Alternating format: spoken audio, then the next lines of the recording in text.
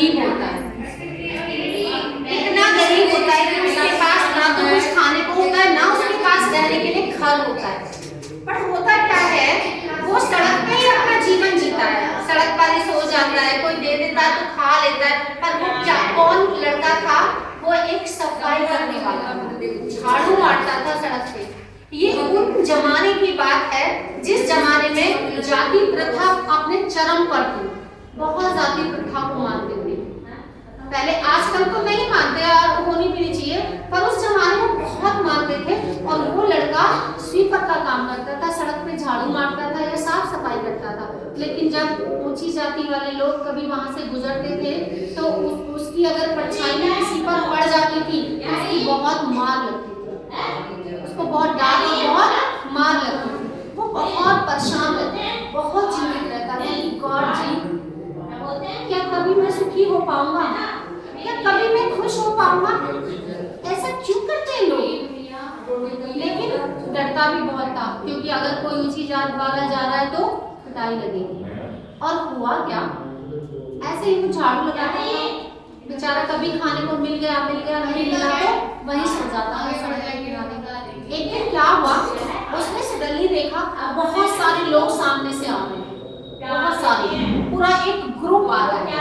और वो इतना डर गया, उसने कहा माय गॉड, पता नहीं मतलब अगर वो लोग कहीं मुझे मार ना लगे। और वो जाकर दीवार के पास ऐसे बिल्कुल ऐसे सट गया। आप देखो, अगर शैडो पड़ती है, किसी लाइट की शैडो पड़ेगी तब तो हमारी परछाई नजर आती है। वो बिल्कुल ऐसे सिमट के खड़ा था बिल्कुल, कि ताकि मेरी परछाई भी उन लोगों पर ना पड़े। लेकिन देखता क्या, जब वो लोग थोड़ा और पास आ रहे थे तो महात्मा बुद्ध अपने शिष्यों के साथ गुजर रहे थे। और उसको लग रहा था कि ओहो, ये तो एक महात्मा है, कितना अच्छा होगा मैं इनके दर्शन कर पाता। पर डरा सहमा दीवार से लगा खड़ा था, और उसने देखा महात्मा बुद्ध है तो बिल्कुल इस तरीके से चिपक गया, वहीं से ऐसे हाथ जोड़ने लगा, क्योंकि वो संत थे। पर देखा थोड़ी देर बाद, ओहो, महात्मा बुद्ध तो मेरी तरफ आ रहे हैं।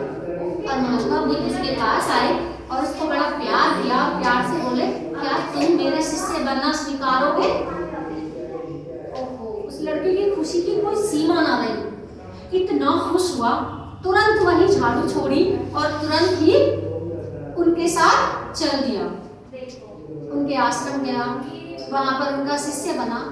और क्या दिया उन्हें नाम की दीक्षा दी गई। और उसने उस नाम की कमाई की, भजन अभ्यास किया, मेडिटेशन किया।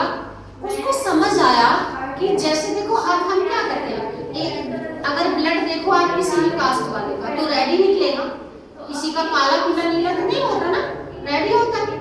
सबके दो आंख है, एक नाक है, हर चीज एक जैसी है। लेकिन उस जमाने में कुछ नहीं हो गया, ऐसे रूल्स, जातिवादी का जो दौर चल रहा था।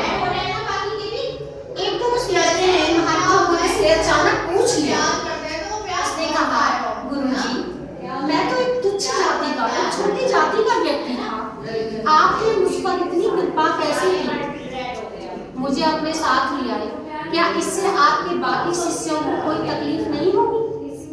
महात्मा बुद्ध ने वही बात समझाई, बड़े प्यार से कहा, मेरे बच्चे, मेरे आश्रम में आप सब मेरे बच्चे हो, आप सब मनुष्य हो, ना कि कोई ऊंचा है ना कि कोई नीचा है, आप सब मेरे प्रिय हो। क्यों? क्योंकि मैं आपको अपने समान ही प्यार करता हूँ। और उस शिष्य को भी ये बात बहुत अच्छे से समझ में आ गई कि सारे लोग एक जैसे नहीं होते। जो संत महात्मा होते हैं उनके लिए अमीरी गरीबी, ऊंचा नीचा, भेदभाव ये सब कुछ नहीं होते। उनके लिए हाँ तो बस प्यार प्यार प्यार, उनके पास तो सिर्फ प्यार ही प्यार होता है, और प्यार के सिवा नफरत लायक कोई चीज नहीं होती है।